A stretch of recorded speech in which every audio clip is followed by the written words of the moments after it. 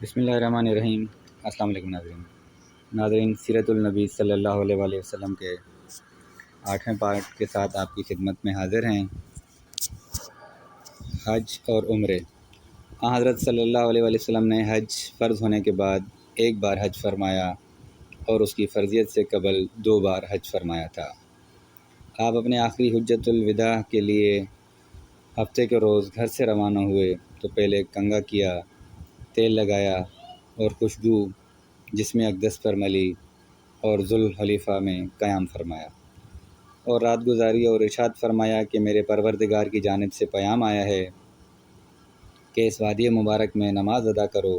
اور کہو عمرتن فی حجتن، جس کے معنی یہ ہیں کہ حج اور عمرے دونوں کی نیت کرو، اور علم فقہ کی اصطلاح میں اس کو قرن کہتے ہیں۔ بس حضرت صلی اللہ علیہ وآلہ وسلم نے حج و عمرہ دونوں کا احترام باندھا اور اتوار کے دن صبح کے وقت کوہ قدا کی جانب سے مکہ معظمہ میں داخل ہوئے اور طواف قدوم فرمایا۔ اس طواف میں حضرت صلی اللہ علیہ وآلہ وسلم 3 مرتبہ دوڑ کر اور 4 مرتبہ آہستہ چلے۔ طواف کعبہ مکمل کرنے کے بعد آپ صفا پہاڑی کی جانب تشریف لے گئے اور سوار ہو کر وسط وادی میں دوڑے، اور جو لوگ اپنے ہمراہ قربانی نہیں لائے اور آپ کو ان نے حکم فرمایا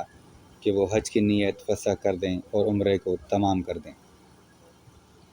پھر آپ نے کوہ عجون کی بلندی کی جانب قیام فرمایا اور 8ویں ذی الحج کو، جس کو یوم ترویہ کہتے ہیں، مینا کی طرف تشریف لے گئے اور وہاں ظہر اور عصر اور مغرب و عشاء کی نمازیں ادا فرمائیں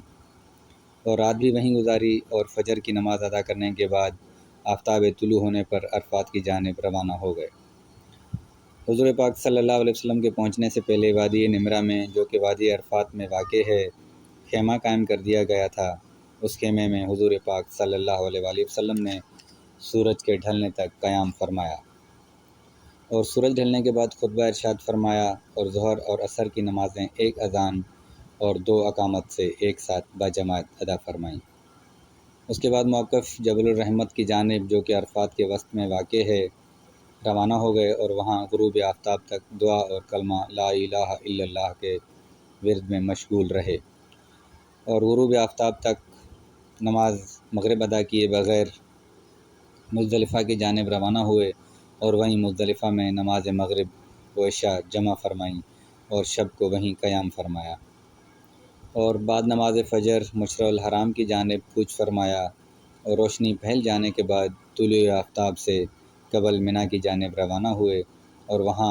جمرۃ العقبہ کو 7 کنکریاں ماریں اور تینوں جمروں پر قیام تشریف میں پیدل 7 کنکریاں پھینکتے تھے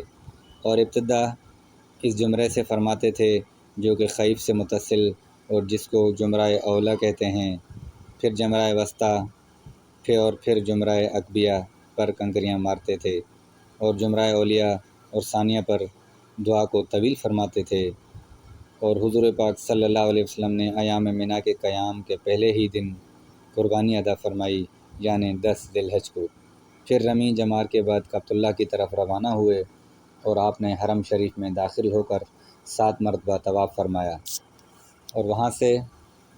سکاریہ میں تشریف لے گئے۔ سکایا وہ مقام ہے جہاں حجاج کو پانی پلانے کے لیے آب زمزم جمع کیا جاتا ہے، اور آب زمزم طلب فرما کر نوش فرمایا اور پھر مینا میں لوٹ آئے اور تشریق کے تیسرے روز کوچ فرمایا اور وہ مقام محسب میں قیام پذیر ہوئے اور حضرت عائشہ صدیقہ رضی اللہ تعالیٰ عنہ کو حکم فرمایا کہ مقام تنعیم سے احرام باندھ کر اپنا عمرہ مکمل کر لیں۔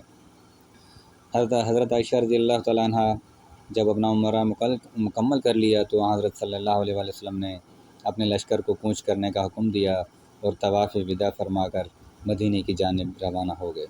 حضرت صلی اللہ علیہ وسلم نے کل 4 عمرے ادا فرمائے اور چاروں ذی القعدہ کے مہینے میں ادا ہوئے۔ سبحان اللہ۔ ناظرین، اگر ویڈیو پسند آئی تو لائک اور شیئر ضرور کیجیے گا۔ دعا میں یاد رکھیں، نیکسٹ پارٹ کے لیے انتظار کیجیے۔ اللہ حافظ۔